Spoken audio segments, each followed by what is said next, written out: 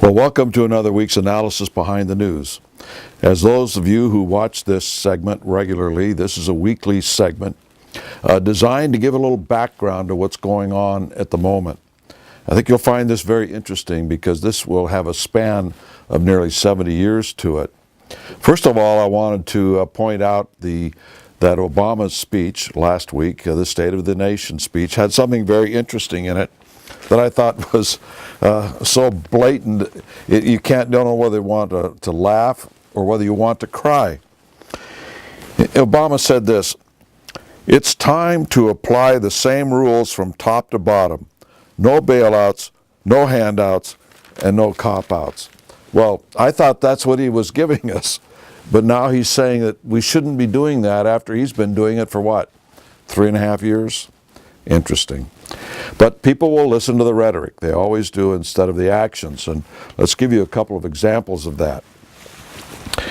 Here, for instance, in the Wall Street Journal last week was something very interesting about Egypt's revolt and the American model. Listen to this. This man is just arriving in Cairo at the international airport, and he says, "I see a billboard that quotes none other than Barack Obama saying, quote, American young people need to grow up more like Egyptian youngsters," unquote. More wisdom from Barack Obama. But the thing that's happening and has been happening in Egypt for some time, we brought to your attention here on these casts.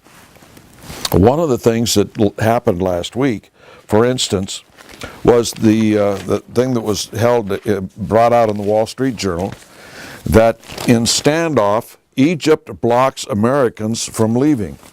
And it's an article about 3 organizations where the Egyptian military has not allowed Americans from these 3 organizations to leave the country. And these 3 organizations we've discussed before, and they are these: the International Republican Institute, the National Democratic Institute for International Affairs, and Freedom House. All 3 of these organizations are funded by the United States government. All 3 of these organizations are dominated by the leadership of the Council on Foreign Relations, or CFR. For instance, the International Republican Institute, financed by the State Department, the head of it is John McCain.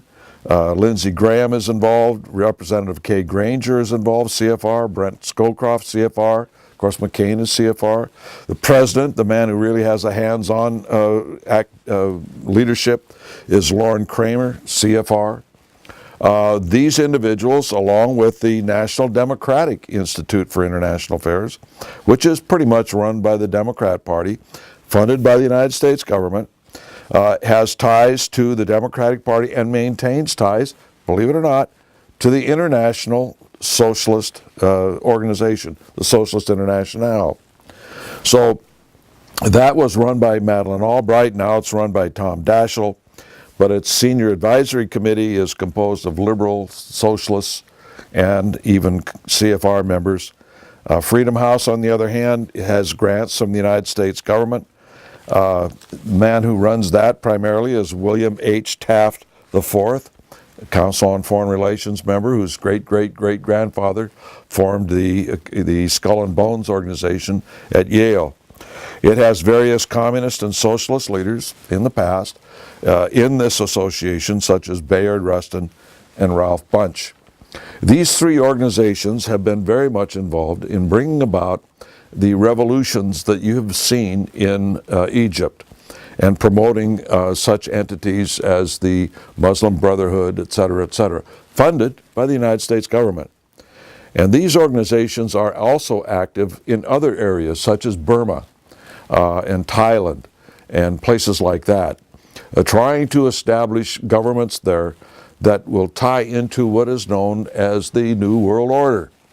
Much against the wishes of the local citizens, often without parliamentary involvement in the agreements and alliances that are being formed through these organizations that are funded by the United States government, run by CFR members, and just so happen to be sprinkled with socialists and communists. This is not something new in foreign policy. We've had complicity from the very top of our government for years that have involved us in conflicts, involved us in wars, and so on and so forth.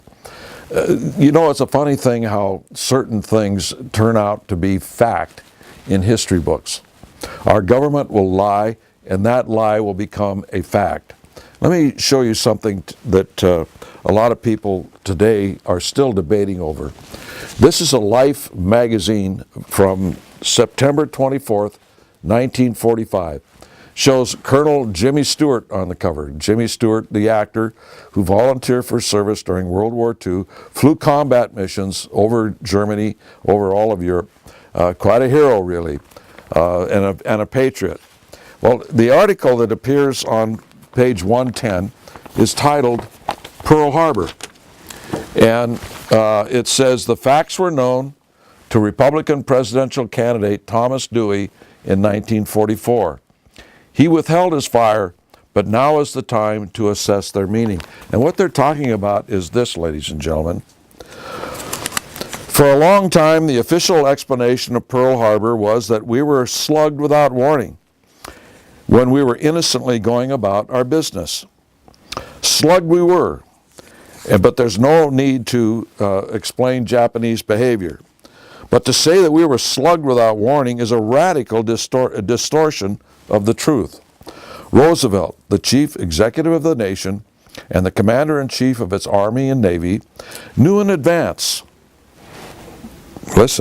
knew in advance that the Japanese were going to attack us.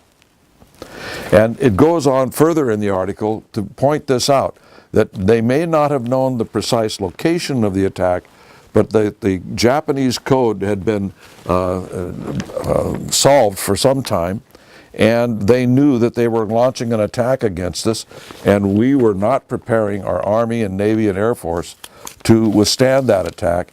In fact, in many cases, what we were doing was even making sure that we could be attacked.